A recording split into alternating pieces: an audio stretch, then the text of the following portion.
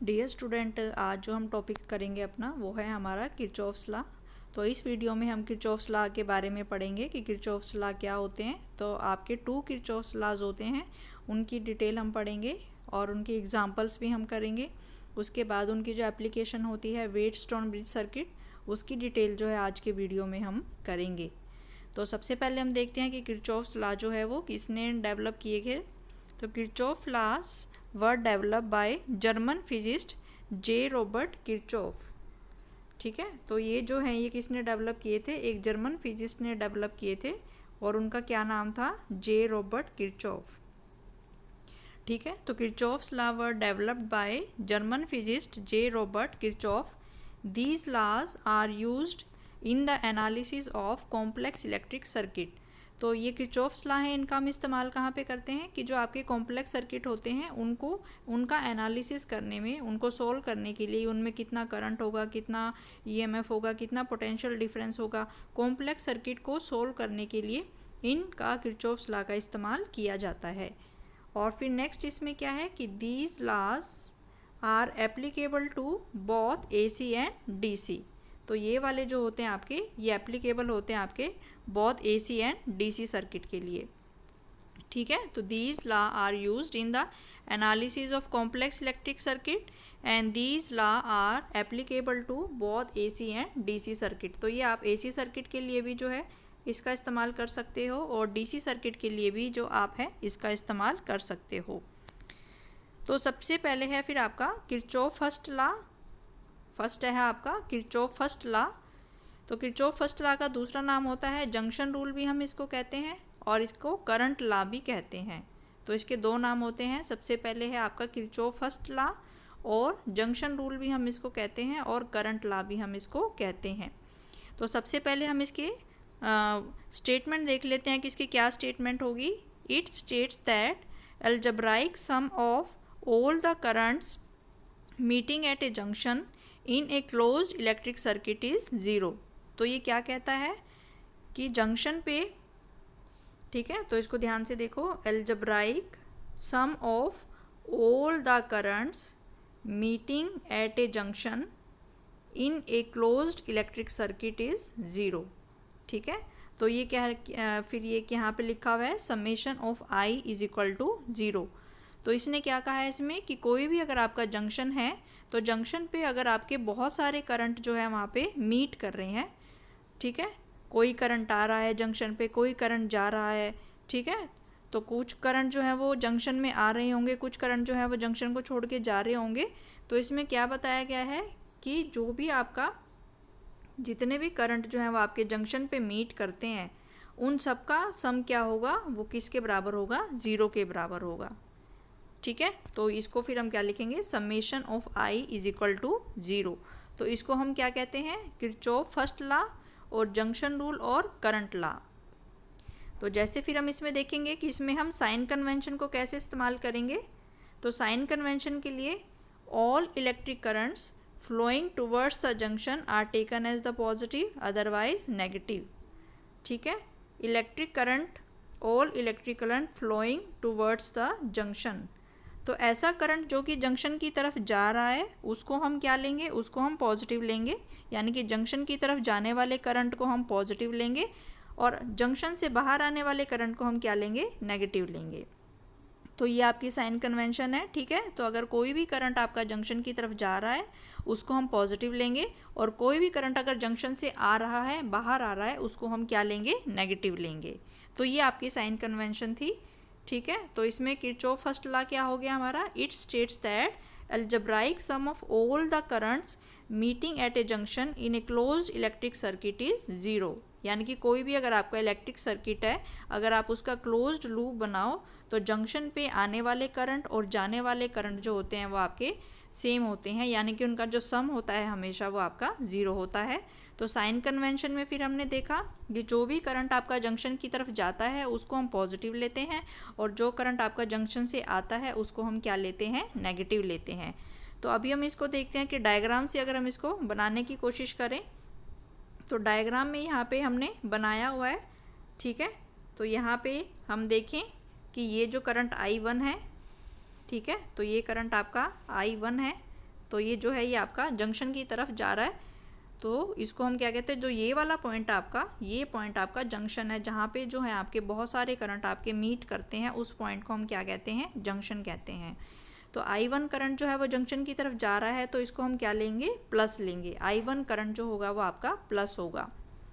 और अगर हम I2 करंट को देखें तो I2 करंट आपका कौन सा है, ये वाला जो करंट है ये आपका I2 करंट है, और ये जंक्शन से बाहर की तरफ जा रहा है, तो इसको हम क्या लेंगे, इसको हम नेगेटिव लेंगे।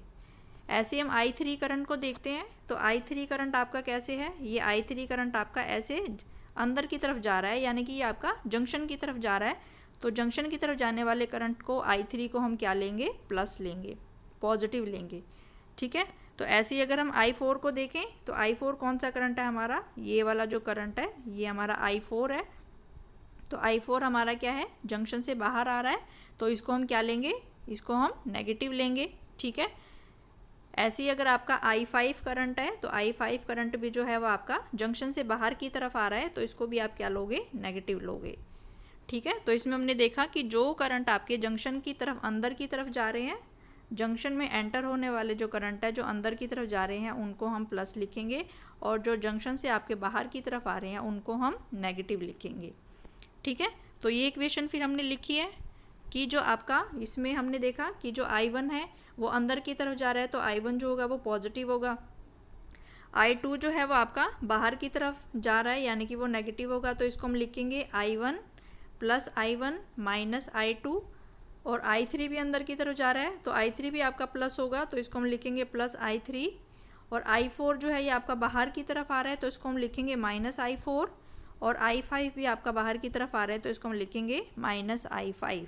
तो ये इक्वेशन आपकी बनेगी कि जंक्शन पे अगर आपके बहुत सारे करंट आपके मीट करते हैं तो उनका एल्जेब्राइक सम जो होता है वो किसके बराबर होता है, 0 के बराबर होता है। ठीक है, तो एंटर करने वाला करंट और लीव करने वाला करंट जो है वो आपका सेम होता है। तो I1 प्लस में आएगा, I1 is positive, I2 will be negative. ठीक है, तो I1 जो है ये आपका प्लस होगा, I2 जो है ये आपका नेगेटिव होगा, I3 जो है ये आपका प्लस होगा, I4 ये आपका नेगेटिव होगा, और I5 जो है ये आपका नेगेटिव होगा। ठीक है, तो बाकी सारे दो करंट आपके पॉजिटिव हैं और बाकी सारे करंट आपके नेगेटिव हैं, तो इस तरीके से ये इक्वेशन हम यहाँ पे लिख सकते हैं।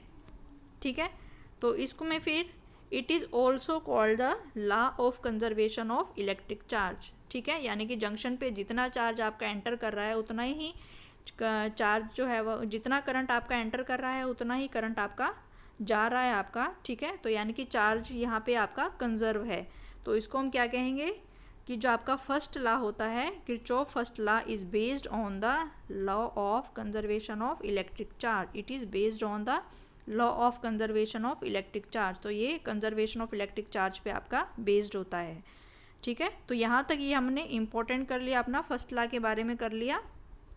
तो फर्स्ट लॉ में हमने देखा कि आपका किरचॉफ का जो फर्स्ट लॉ होता है उसको हम जंक्शन रूल भी कहते हैं, करंट रूल भी कहते हैं, और इसमें हमने देखा कि algebraic sum of all the currents meeting at a junction in a closed electric circuit is 0, कि जंक्शन पे मिलने वाले सारे करंट्स का क्लोज्ड लूप में जो सम होता है वो 0 के बराबर होता है। फिर हमने देखा कि जंक्शन की तरफ जाने वाले करंट को पॉजिटिव माना जाता है और जंक्शन से आने वाले करंट को नेगेटिव माना जाता है। ये हमने इसकी साइन कन्वेंशन में पढ़ा, और फिर इस फिगर से हमने समझा कि इसको I1 और I3 को तो प्लस लिखेंगे और I2, I4 और I5 को हम नेगेटिव लिखेंगे। और फिर हमने देखा कि जो आपका फर्स्ट लॉ होता है that is based on the law of conservation of electric charge. ठीक है, तो नेक्स्ट अब हम करेंगे जो आपका किरचॉफ सेकंड लॉ होता है। तो किरचॉफ सेकंड लॉ के बारे में हम इसमें देखेंगे, what is the Kirchhoff second law. ठीक है, तो यहाँ पे है आपका what is the Kirchhoff second law, और इसका दूसरा नाम होता है आपका लूप रूल भी इसको हम कहते हैं, और इसको वोल्टेज लॉ भी कहते हैं। तो किरचॉफ सेकंड लॉ के आपके 3 नेम हैं। First is the Kirchhoff second law, और इसको हम लूप रूल भी कहते हैं, और इसको हम वोल्टेज लॉ भी कहते हैं। तो सबसे पहले हम इसकी डेफिनेशन देख लेते हैं कि इसकी स्टेटमेंट क्या होती है। It states that algebraic sum of the potential difference across the resistance is equal to the algebraic sum of the EMF in a loop circuit। ठीक है, तो ये क्या कह रहा है, तो it states that algebraic sum of potential difference across all the resistances, यानी कि जो आपका क्लोज्ड लूप है उसमें अगर आपके जितनी भी रेजिस्टेंसेस लगी हुई हैं तो उनका जो पोटेंशियल डिफरेंस होगा वो किसके बराबर होगा, that is equal to the algebraic sum of the EMF in a loop circuit. ठीक है, तो ये होगा आपका second law, algebraic sum of potential difference across all resistances is equal to the algebraic sum of the EMF in a loop circuit। यानी कि अगर आपके क्लोज सर्किट में जितने भी आपके रेजिस्टेंस लगे हुए हैं उनके अक्रॉस का जो पोटेंशियल डिफरेंस होगा वो किसके बराबर होगा कि लूप सर्किट में जितना आपके EMF लगे हुए हैं उनके सम के बराबर होगा। तो इसको फिर हम सिंबॉलिक फॉर्म में कैसे लिखेंगे, that is equal to summation of I R is equal to summation of E. तो समेशन ऑफ आई आर क्या हो गया कि जितना भी आपने रेजिस्टेंस लगाए हैं उन रेजिस्टेंस के अक्रॉस का जो पोटेंशियल ड्रॉप हो गया उसको हम क्या लिखते हैं, आई आर, और वो किसके बराबर होता है, समेशन ऑफ ई, यानी कि आपने कितना ईएमएफ जो है वो लगाया हुआ है लूप के अंदर। ठीक है, तो ये आपकी डेफिनेशन थी algebraic sum of the potential difference, this is the algebraic sum of the potential difference across all the resistances is equal to the algebraic sum of the EMF in a loop circuit। इसके बाद फिर Kirchhoff second law जो है ये किस पे based होता है, Kirchhoff second law is the law of conservation of energy. तो ये आपका based on the law of conservation of energy. जो आपका फर्स्ट लॉ होता है that is based on the conservation of charge and second law is based on the conservation of energy. तो ये आपका एनर्जी पे बेस्ड होता है। इसके बाद फिर हम इसको समझने की कोशिश करते हैं कि जो आपका सेकंड जो हमने पढ़ा है अभी, सेकंड नियम, सेकंड लॉ जो अभी हमने किरचॉफ्स का पढ़ा है, तो इसको हम कैसे अप्लाई कर सकते हैं। तो ये जो है ये आपका एक लूप है, इस लूप में जो है आपके बहुत सारे रेजिस्टेंस दिए गए हैं। ठीक है, और इसमें जो है आपके बहुत सारी आपकी बैटरीज गिवन है। तो सबसे पहले इसको हम सोल्व करने के लिए क्या करते हैं, मे के लूप, तो सबसे पहले हमें क्या बनाना है, मे के लूप मे बी क्लॉकवाइज और एंटी क्लॉकवाइज। तो हमें कोई भी जो है लूप लेना है उसको हमें चाहे तो क्लॉकवाइज और चाहे जो है एंटी क्लॉकवाइज, उसको मे बी क्लॉकवाइज और एंटी क्लॉकवाइज जो है हम उसको लेंगे। ठीक है, तो यहाँ पे फिर हमें क्या देखना है कि अगर आपका इंक्रीजिंग पोटेंशियल होगा तो ई को हम पॉजिटिव लेंगे, और अगर आपका डिक्रीजिंग पोटेंशियल होगा तो ई को हम नेगेटिव लेंगे। तो अगर हम इसमें देखें इसको, तो ये जो होता है ये आपका एक क्लोज्ड लूप है। ठीक है, तो this is the closed loop, इसमें आपकी रेजिस्टेंस लगी हुई है। ठीक है, तो अगर हम यहाँ से देखें तो यहाँ पे जो है आपकी एक बैटरी लगी हुई है, यहाँ पे जो है आपकी एक रेजिस्टेंस लगी हुई है जिसमें जो है आपका एक I1 करंट जो है वो आपका फ्लो कर रहा है। ऐसे ही हम इस पार्ट में देखें तो यहाँ पे जो रेजिस्टेंस आपकी R2 है और इसमें जो करंट I2 फ्लो कर रहा है। ऐसे ही जो है इस वाले पार्ट में रेजिस्टेंस आपकी R3 है और इसमें जो करंट फ्लो कर रहा है वो आपका I3 करंट है, और इसी में आपकी एक बैटरी भी गिवन है। तो ये जो है आप में यहाँ पे बैटरी आपकी E2 गिवन है, और इस वाले में आपका जो है करंट कितना दिया गया है I4, और रेजिस्टेंस आपकी गिवन है R4। तो ये जो है ये आपका एक क्लोज्ड लूप होता है, यानी कि ये इस तरीके का जो सर्किट होता है ये आपका क्लोज्ड लूप है। तो ये जो है आपका एक इलेक्ट्रिक सर्किट है। तो अगर हम इसमें किरचॉफ्स वोल्टेज लॉ लगाएं या किरचॉफ सेकंड लॉ लगाएं तो उसको हम कैसे लिखेंगे। तो इसमें हमें सबसे पहले हमने देख लिया कि कोई भी हम इसमें लगा लेंगे इसको इस तरीके से, ऐसे हम कोई भी लूप लगा लेंगे। जैसे ये जो है ये हमने क्लॉकवाइज लिया है। ठीक है, या तो हम क्लॉकवाइज चलेंगे या हम एंटी क्लॉकवाइज चलेंगे, या तो ठीक है। तो इस तरीके से पहले हम बना लेंगे, हमें एक लूप में चलना है, या तो हम ऐसे क्लॉकवाइज चलें, ठीक है, या फिर हम एंटी क्लॉकवाइज चलें, तो या हम इसको ऐसे करेंगे या हम इसको ऐसे कर लेंगे। ठीक है, तो इसको हम देखते हैं। इसमें यहाँ पे हमने ऐसे ले लिया है, इसको हमने ऐसे क्लॉकवाइज जो है हम इसमें चलेंगे। तो अब हम देखेंगे कि E1 और E2 आपकी क्या आएंगी, पॉजिटिव आएंगी या क्या आएंगी। तो सबसे पहले अगर हम देखें यहाँ पे, तो यहाँ से मान लो हम स्टार्ट करते हैं, यहाँ से हम इसको स्टार्ट करेंगे ऐसे। ठीक है, तो यहाँ से हम ऐसे स्टार्ट करेंगे, पहले हम ऐसे जाएंगे, फिर जो है हम इसमें इस डायरेक्शन में जाएंगे, फिर जो है हम इसमें इस डायरेक्शन में जाएंगे, और फिर जो हम इसमें इस डायरेक्शन में जाएंगे, यानी कि हमारा जो इसमें सेंस होगा मूविंग का, लूप में चलने का, वो हमारा कौन सी डायरेक्शन में है, क्लॉकवाइज डायरेक्शन में। तो इसमें हम देखेंगे कि कौन सी ईएमएफ को हमें पॉजिटिव लेना है, कौन सी ईएमएफ को हमें नेगेटिव लेना है, और कौन से करंट की डायरेक्शन को हमें पॉजिटिव लेना है। तो सबसे पहले हमने लूप बना लिया और उसमें जो आपकी सेंस ऑफ मूविंग होगी that will be in the clockwise direction. तो सबसे पहले अगर हम देखें यहाँ पे, तो यहाँ पे ये बैटरी लगी हुई है आपकी। तो यानी कि मान लो ये आपकी पहले बैटरी का नेगेटिव टर्मिनल है और फिर दूसरा आपका पॉजिटिव टर्मिनल है। तो ये नेगेटिव है और आपकी ये पॉजिटिव है, ठीक है। तो अगर आप लूप में जा रहे हो तो पहले अगर आपका नेगेटिव टर्मिनल आता है, बाद में पॉजिटिव टर्मिनल आता है, तो इसका मतलब आप जो है नेगेटिव से पॉजिटिव की तरफ जा रहे हो। तो इसका मतलब जो आपका पोटेंशियल है वो आपका इंक्रीज़ कर रहा है, ठीक है। तो जो आपका पोटेंशियल है वो आपका इंक्रीज़ कर रहा है। तो यहाँ पे इस केस में आप ई को फिर क्या लोगे, ई को आप क्या लोगे, प्लस लोगे, ठीक है। तो अगर आप नेगेटिव टर्मिनल से पॉजिटिव टर्मिनल की तरफ जा रहे हो, इसका मतलब बैटरी नेगेटिव टर्मिनल से पॉजिटिव टर्मिनल की तरफ पोटेंशियल आपका इंक्रीज़ कर रहा है, और पोटेंशियल इंक्रीज़ कर रहा है तो जो ई की वैल्यू होगी उसको आप क्या लोगे, उसको आप प्लस लोगे, ठीक है। और अगर इसका उल्टा होता है, यानी कि मान लो आप सर्किट में जा रहे हो, पहले आपकी पॉजिटिव टर्मिनल आ गया, दूसरा आपका नेगेटिव टर्मिनल आ गया, ऐसे, ठीक है। तो पहले आपका पॉजिटिव टर्मिनल है, दूसरा तो आप पॉजिटिव से नेगेटिव की तरफ जा रहे हो। तो इसका मतलब जो आपका ये होगा, ये क्या हो गया, आपका डिक्रीजिंग पोटेंशियल हो गया। तो डिक्रीजिंग पोटेंशियल के लिए आप इसकी वैल्यू को क्या लोगे, नेगेटिव लोगे, ठीक है। तो अगर आप इंक्रीजिंग पोटेंशियल की तरफ जा रहे हो तो ई की वैल्यू आप प्लस लोगे, और अगर आप डिक्रीजिंग पोटेंशियल की तरफ जा रहे हो तो आप ई की वैल्यू को नेगेटिव लोगे। तो यहाँ पे अगर हम देखें, यहाँ पे इस वाले केस में तो हम कहाँ से कहाँ जा रहे हैं, बैटरी के नेगेटिव से पॉजिटिव की तरफ जा रहे हैं। इस वाले में हम देखें E1 के केस में पहले आपका नेगेटिव टर्मिनल आया है, बाद में आपका पॉजिटिव टर्मिनल आया है। तो यानी कि E1 की वैल्यू को आप क्या लोगे, प्लस लोगे, क्योंकि आप नेगेटिव से पॉजिटिव की तरफ जा रहे हो तो पोटेंशियल जो है वो आपका इंक्रीज़ कर रहा है। तो E1 की वैल्यू जो आएगी वो आपकी पॉजिटिव आएगी, ठीक है। और इसके बाद अगर हम इसको देखें, ये जो आपका E2 है, तो E2 में पहले आपका बैटरी का पॉजिटिव टर्मिनल है, फिर आपका नेगेटिव टर्मिनल है। तो आप पॉजिटिव से नेगेटिव की तरफ जा रहे हो, यानी कि आपका पोटेंशियल क्या हो रहा है, डिक्रीज़ हो रहा है। तो यानी कि जो आपका E2 है उसको आप क्या लोगे, E2 will be negative, E2 जो आएगा उसको आप माइनस लिखोगे।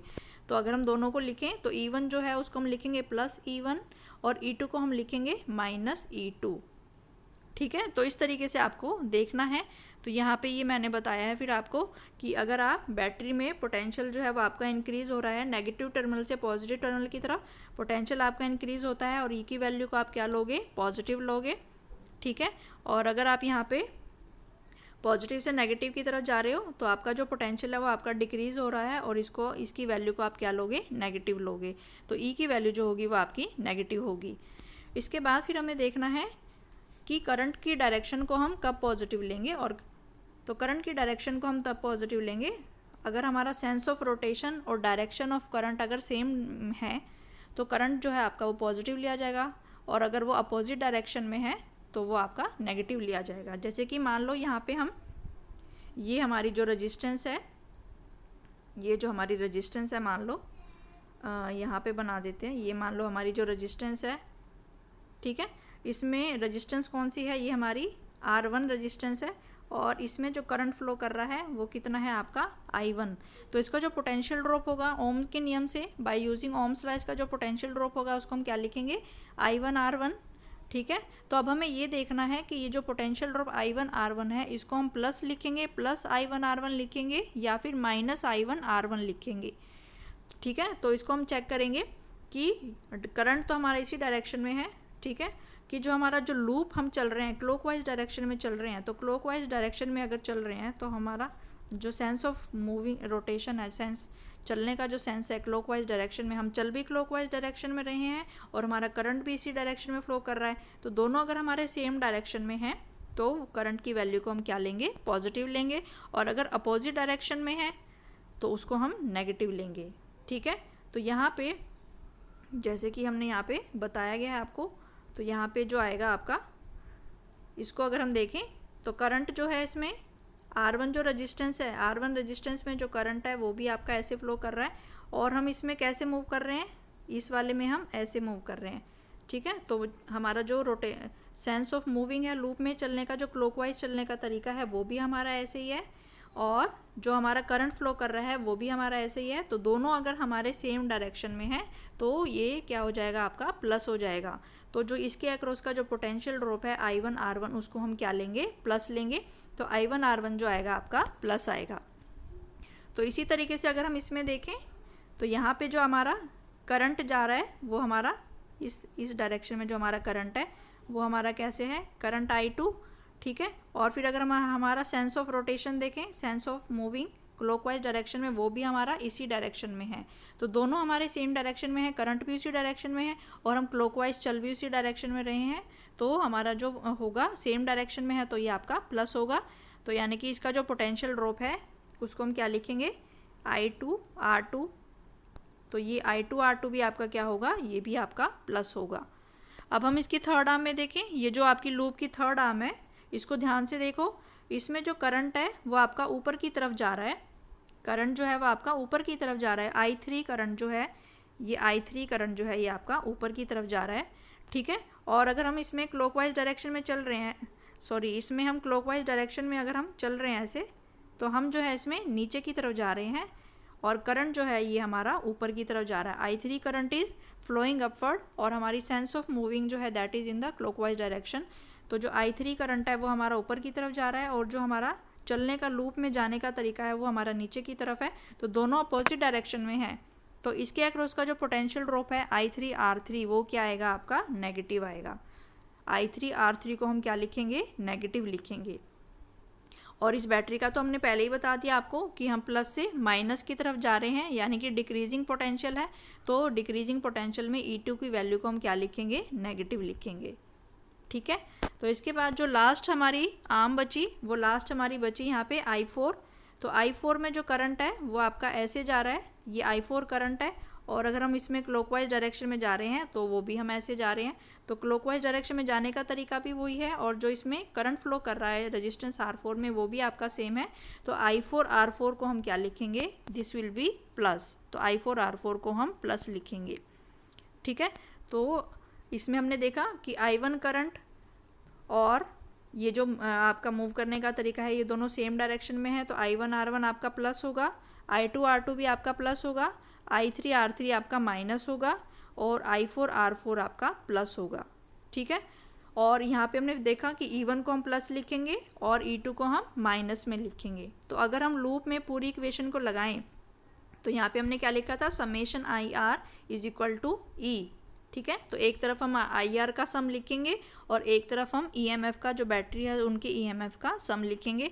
तो अगर हम यहाँ पे किरचॉफ वोल्टेज लॉ लगाएं या किरचॉफ सेकंड लॉ लगाएं तो इसको सॉल्व करके जो हमारी इक्वेशन आएगी वो क्या आएगी, तो ये इक्वेशन आएगी हमारी। एक तरफ अगर हम EMF लिखें तो E1 जो है हमारा वो प्लस आएगा क्योंकि वो नेगेटिव से पॉजिटिव इंक्रीज़ हो रहा है, इंक्रीजिंग पोटेंशियल है।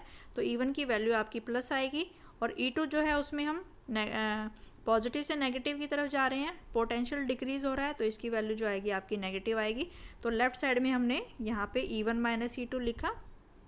फिर हमने देखा I1R1 का जो है उसको हमने प्लस लिखा, फिर I2R2 जो है उसको भी हमने प्लस लिखा और जो I3R3 है उसको हमने माइनस लिखा और I4R4 को हमने प्लस लिखा है।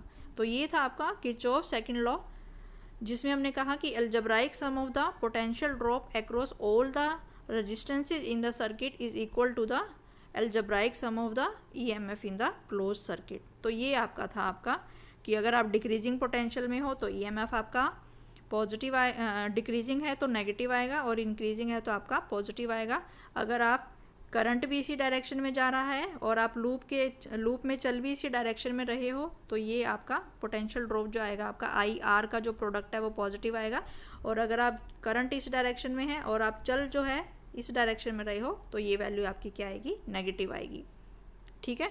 तो यहाँ पे फिर हमने देखा कि इस वाले में कि जो आपका मूव करने का तरीका है यहाँ पे, ठीक है, इस करंट भी जो है इसी डायरेक्शन में है और आप मूव भी इसी डायरेक्शन में कर रहे हो तो ये प्लस आया। फिर रेजिस्टेंस आपकी करंट इसी डायरेक्शन में है और आप मूव भी इसी डायरेक्शन में कर रहे हो, ये भी प्लस आया।